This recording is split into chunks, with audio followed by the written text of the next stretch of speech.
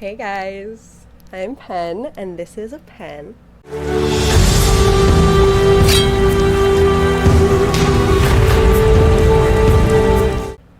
Today I was thinking that we would do Pride book recommendations because I love to read and I love to read queer books. Um, and I read a lot. Okay, don't get me wrong, I haven't read a lot of the new stuff mainly because I've been in a reading slump for anything that's not fan fiction lately. Don't come at me. Don't come at me, bro. But I have a spreadsheet of over 100 queer books that I've read that I rated. And I thought I would share some of the ones that I like with you.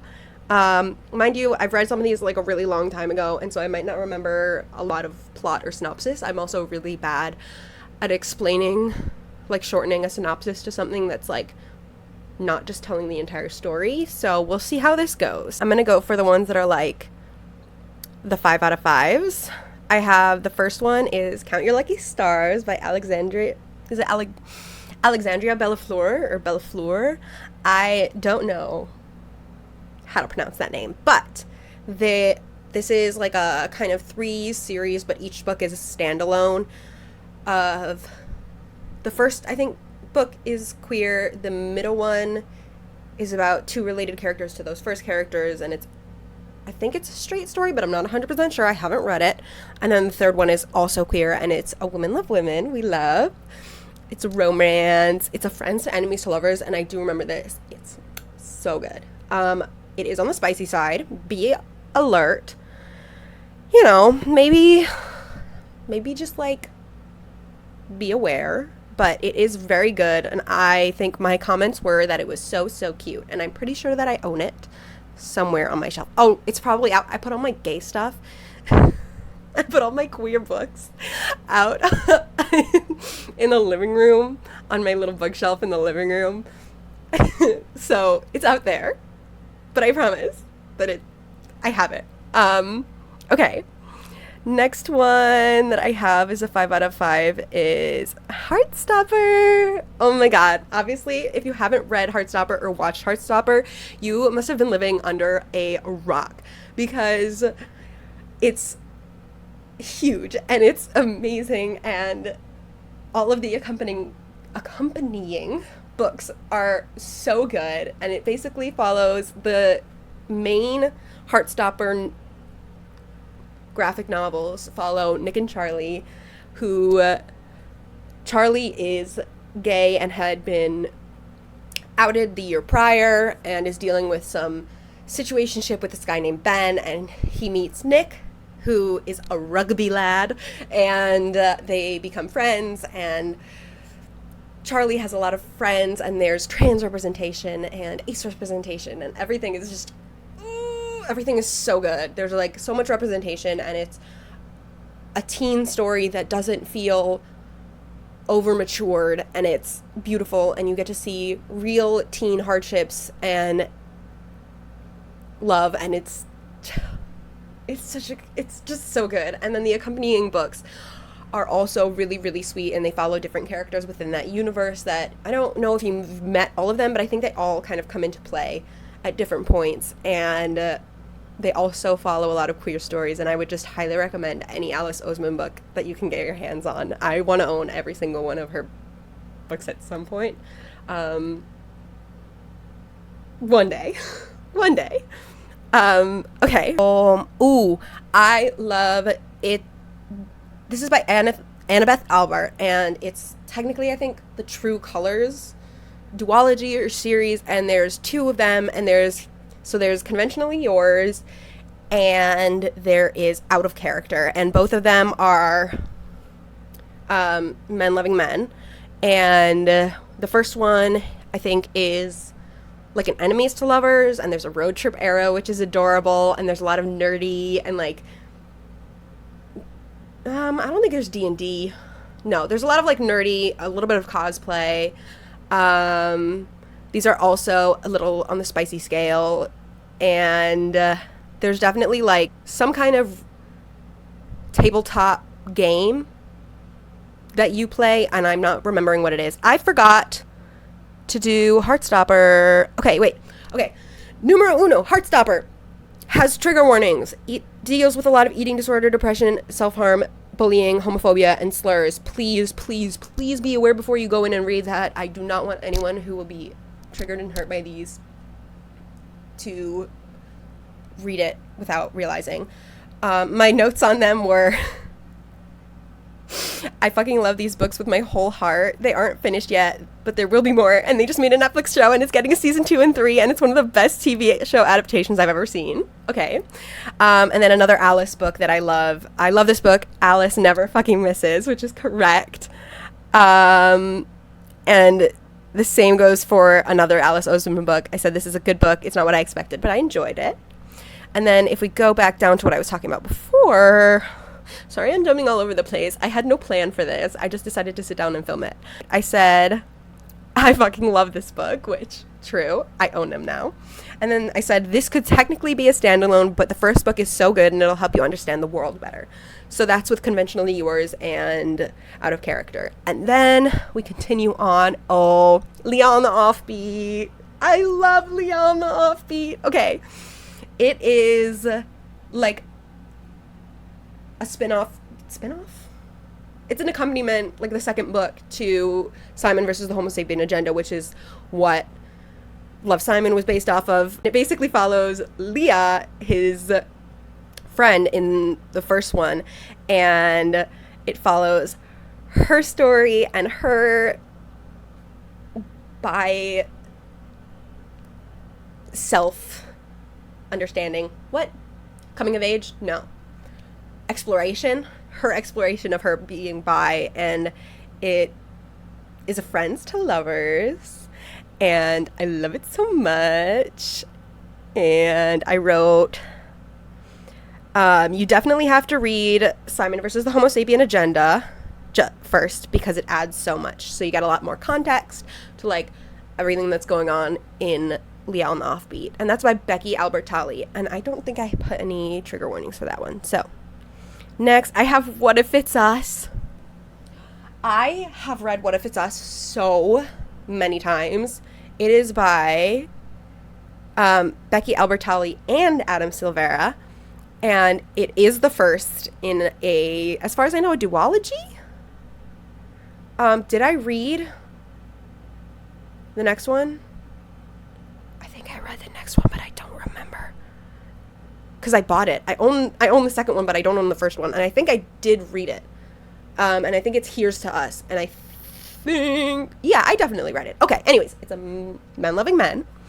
There's a lot of coming of age and romance. And it's really, really cute. It's a little spicy. And it's kind of a sad ending. I wrote that it's a bittersweet ending, but there is another. And once I read it, I'll add it to the list. And I did not add it to the list, but that's okay. That's okay. I'll get to it at some point. Anyways, it follows two boys, and I cannot remember the names. I think one of them is Ben. Anyways, they run into each other at a post office when one is dropping off his ex's stuff to send it back, and they end up running into each other and like have kind of a really cute, I think it's a little bit of a whirlwind romance, but it's so cute, it's so good. Anyways, yes. Okay, the next one I have is Aristotle and Dante Discover the Secrets of the Universe by Benjamin Alire Sáenz. I'm not saying that correctly at all. Please. I am not. I know I'm not. I will be honest, I don't remember much of this one, but I do know that it was really good, and I do know that it's like a staple in like a lot of people's, like, if you're getting into queer fiction, this is one that a lot of people bring up, and there's coming of age, it's men loving men, it's very, very light romance, and there is, trigger warning, homophobia, bullying, and violence, so I would just be aware before going into it. And I think it follows two friends. I'm not 100% sure. It's very light romance as far as I remember, but it's queer and it's heartfelt. And I'm so sorry that I do not remember more of this, because it actually is a really good book and I should reread it. This one, I will say this has a lot of trigger warning. It's really hard, but it's a beautiful story, and it's called The Music of What Happens by Bill Konigsberg. It's a little bit of historical fiction. I think it takes place... I don't remember when it takes place. Why did I write historical fiction? I'm confused. I think it does take place before modern times, but I'm not sure when. And there is trigger warnings for... I'm just going to put it up because I don't want to say it. And there's homophobia and a little bit of racism. This is what I wrote about it. I said, it's such a good story of healing and learning, so sweet, but read at your own risk because it does deal with a lot of dark topics. And I would definitely say that. I think it follows a boy who is working on his mom's food truck, and I hate that I'm so bad at, like, you know, you just like remember that, like, things were good and you read them and you loved them, but you can't remember what it's about. Like, I know I read this and I loved it and I've read it multiple times, and yet I cannot for the life of me remember the characters or their names or, like, what happens, other than some of the more hard traumatizing parts, mainly because that kind of sticks with you. But I do know that it was a beautiful story. Continuing on, oh my god, One Last Stop by Casey McQuiston. You can't go wrong with a Casey McQuiston book. Honestly, they wrote Red and White and Royal Blue, and that, like, got made into a movie. Mind you, the book was better. But One Last Stop is women love women, and there's a little bit of time travel on a train, and two people in different times running into each other and being in love. What? Anyways, yeah,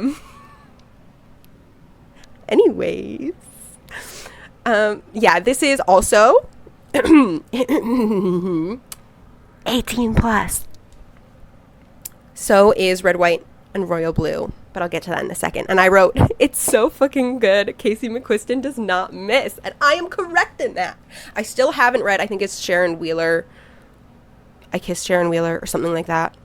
That's another one that I need to read. And then there is Red, White, and Royal Blue, which is Men Loving Men. And if you haven't heard of it, it got made into a Prime movie. And the book is better. And it follows the son of the President of the United States and a Prince of England, and enemies to lovers.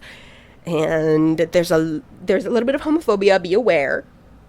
But they are like, they have to play buddy-buddy because they mess something up at a wedding, and then they end up falling for each other. Ha. And then, continuing on, Undercover Princess by Connie Glynn. It's the Rosewood Chronicles. I honestly don't even know how you can get your hands on it, but I'm almost positive, because I'm pretty sure that Connie Glynn is queer herself, and I own 3 of the 5 Chronicles, and for some reason the 4th and 5th are so hard to get your hands on, so I haven't read them yet, even though they've been out for a while. But basically it's kind of a little cheesy. It's a girl who is, her family is not good financially, but she gets a scholarship to go to this, like, private boarding school, and everyone mistakes her for being a princess because they got wind that the princess of this, like, very remote country is coming, and her name sounds like really fake. And anyways, she and her roommate are adorable, and I love them, and there's a mystery, and it's so good. And I wrote, so cute, and the vibes are there, it just doesn't happen till later books, which I'm correct. And I said, and then I continued with the rest of the books in the series that I have read, and I said, still waiting, but I promise the series is LGBTQ+. And then I wrote, finally, it's happening, people, stay calm. So it might take to the 3rd book. It's slow burn, but it's so good.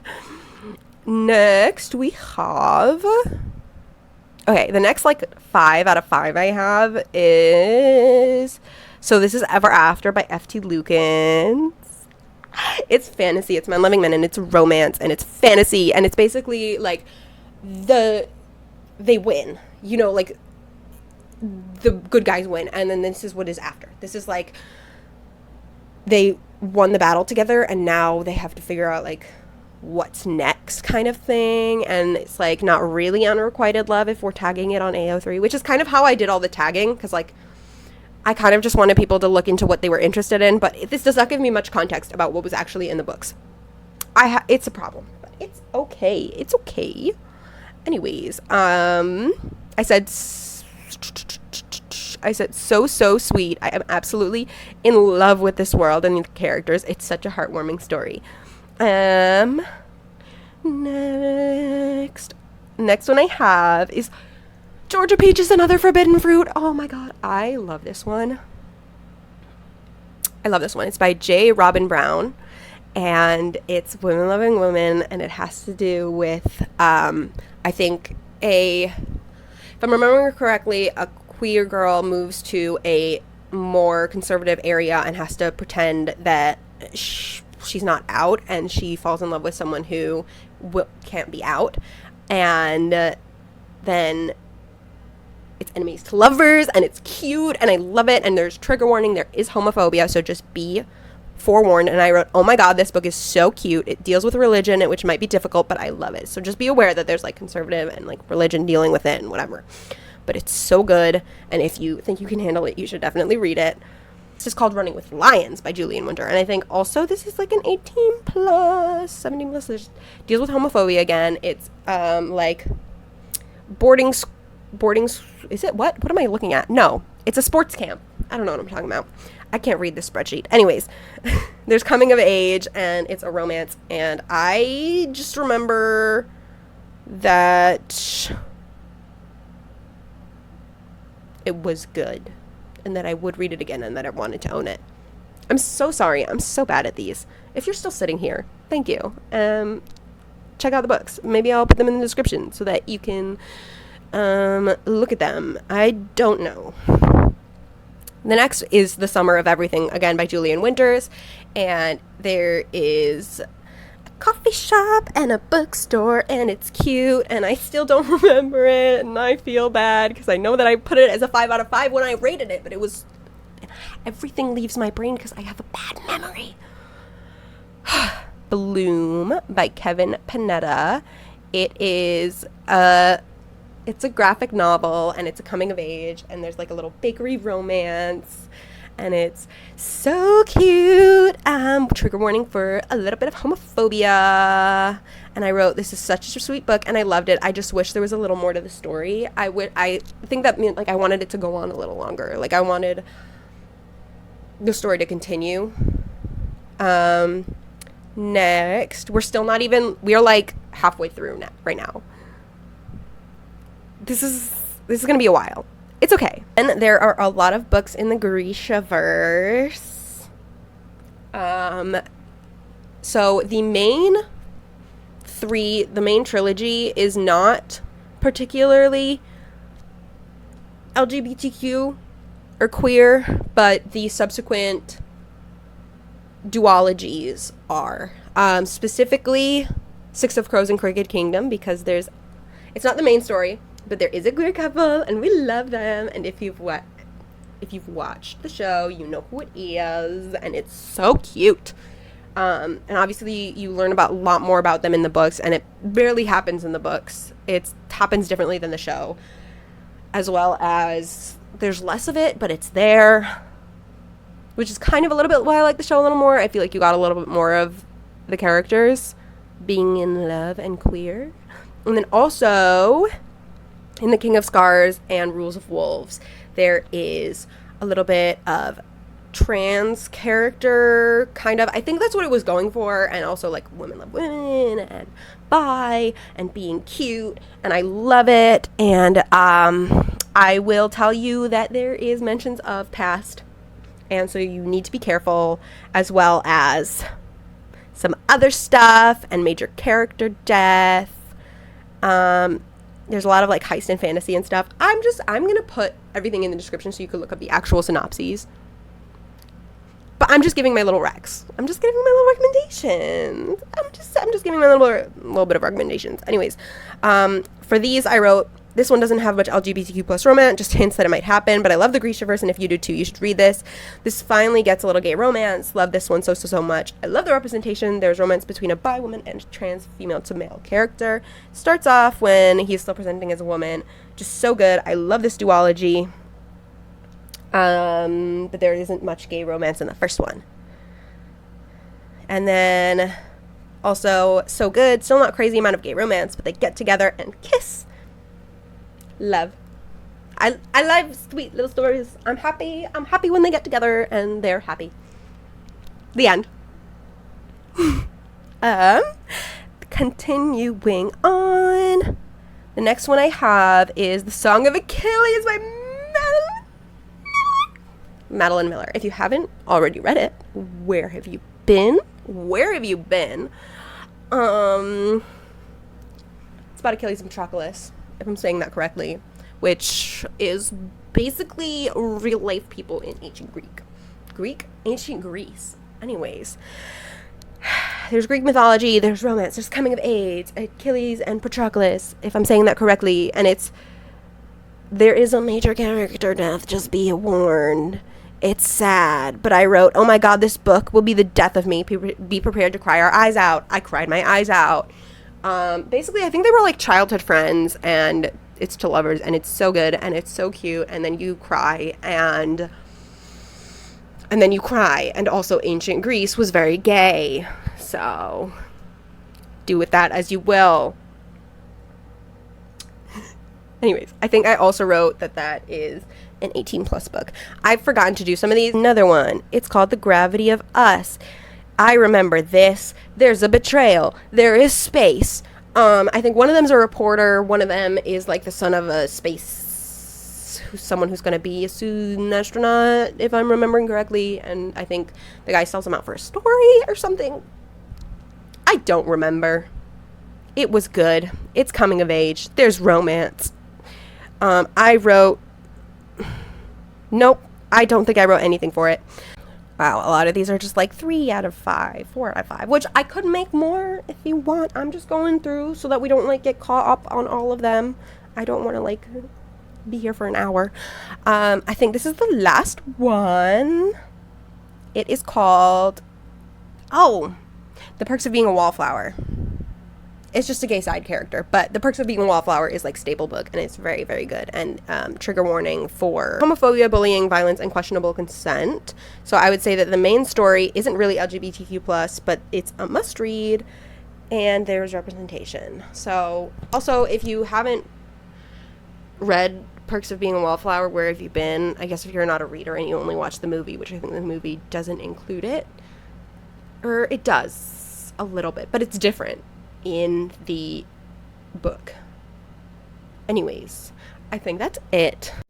Jumping in because how could I possibly forget they both die at the end by Adam Silvera. So good, so sad. It's science fiction. There's it's like the last day on Earth. Oh my god, it makes me cry. There is major character death, and it's very sad, and it is a little more mature. And I said, as the title suggests, they do in fact both die at the end. And it's really sad, but really good. Read at your own risk. Thank you.